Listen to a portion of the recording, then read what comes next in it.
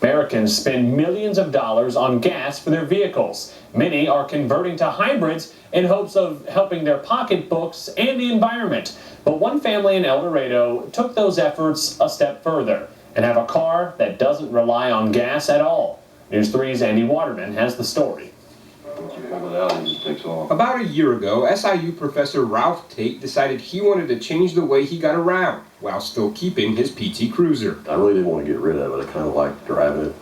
And so I started looking at the possibility of making an electric vehicle out of it. It is better to get warm when it does charge. So Tate went to his father Felix, who has worked on cars for over 60 years, to see if they could convert the Cruiser by themselves. It kind of shocked me in a way. I thought, what's he talking about? I didn't know much about electric cars at that time. 12 months later, the Tates know plenty and now have a car without an internal combustion engine. We've had some bumps in the road along the way, but pretty much everything's off-the-shelf technology. We had to do a few custom parts, and we've got an electric car with zero emission. Ralph says he plans on using the battery-powered car to commute to work every day and can get 40 miles before it runs out of electricity, but it beats paying for gas. This is equivalent to 101 plus miles per gallon. So there's obviously it's more efficient. But Tate explains the conversion was about more than just being efficient.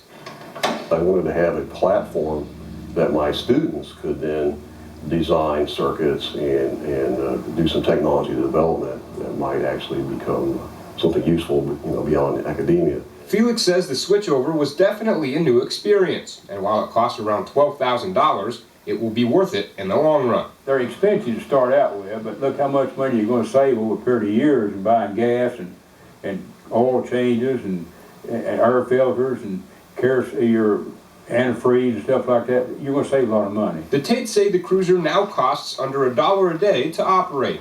In El Dorado, Andy Waterman, News 3.